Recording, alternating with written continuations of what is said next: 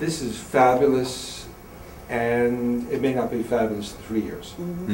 It's only a matter of time before Google and Amazon and Microsoft, they're all doing it. So I think it's very attractive to grow organically. It's very sexy, but get out of Dodge. Right. You know, you're in a very good place, but next year you may not be in as good a place. My first choice would be Google, so is yours. I think Amazon would be an excellent partner. I think Microsoft needs you more than you need Microsoft. They need something exciting. You've got it. Yeah, I would tend to agree with that. And you know, I guess the question you'd ask is, you know, if this is you know, a quicker turnaround and exit strategy, do you want to spend the time and money in the infrastructure of building that sales and marketing team? You know, I don't know what you have for sales and marketing team now, how you've been able to grow the business, but if you're going to go through that process and it's not necessarily going to generate revenues for you because you may get acquired before that, that's I think something that you need to look into. I think, again, playing off of the fact that you really are looking at hopefully a really short return on this, that you listed 3 different potential markets. I would pick the one that you think is going to make you the most attractive from an acquisition standpoint and focus on that. You may leave some of the others on the table, but you can't be all things to all people right now as quickly as you need to get this really to the point where somebody says, we got to have you.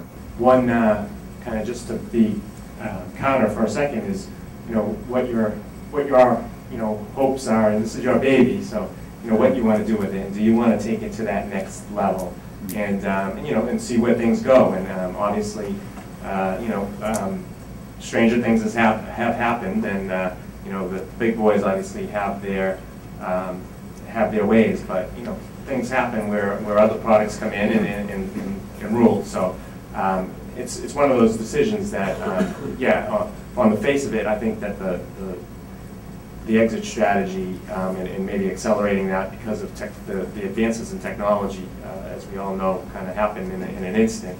But yeah, I think ultimately you have to kind of look at it also from you know, where your heart is, I guess, and then go from there.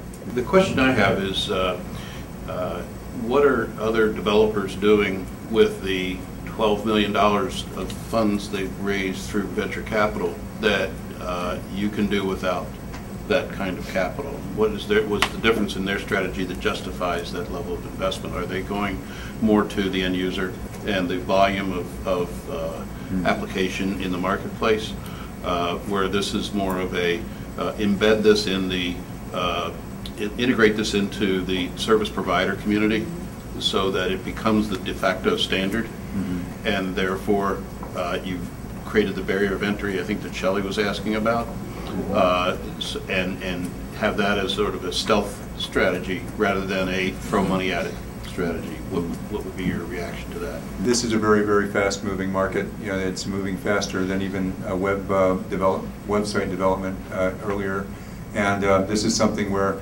we see that we can exploit our vision and dream of having this be adopted broadly as part of an existing large brand, as opposed to the amount of money that would be taken, it would take to establish this as yet another brand and the time to market to get to that point would probably be almost self-limiting in that regard.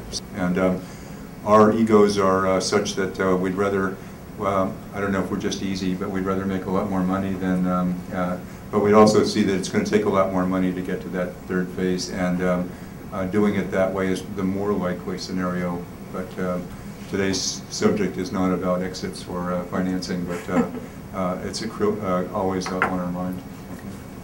As this issue of how do corporations distribute their apps and get themselves freed up from the App Store, you know, process, or the App Store dilemma of constantly being at Apple's whim as to what is or is not a good app nowadays, and also 1, 2, even 3 weeks sometimes just to get the App Store release cycle, which is way too long for corporations to deal with. So that is an important new model in the whole BYOD and how companies deploy this.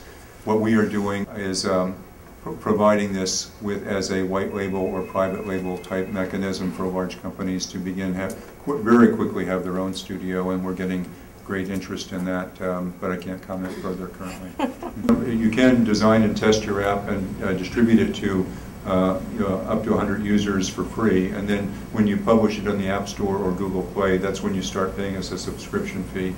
And so we do have a number of people using it as a prototyping vehicle. Then they can use it as the commercial production vehicle, or that may become something that they then evolve into, taking another direction. But we're getting a lot of exposure out of that at this stage. Thank you very much for the feedback and very excellent comments and insightful. I think the main message is a reinforcing of my early years. I learned much of my management and technology work at starting a couple of businesses at Intel, and Andy Grove has always told us how we have to be paranoid, and got that in my blood. We are very paranoid about the timing of the time to market, the time demands, and the ability for some other disruptive player to come in and just spoil our cart here. So that's a very good message there.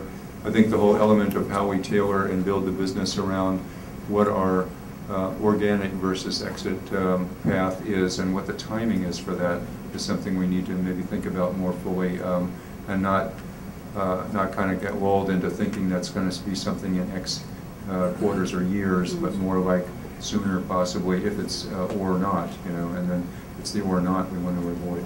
Okay. But and other good insights as well. Thank you.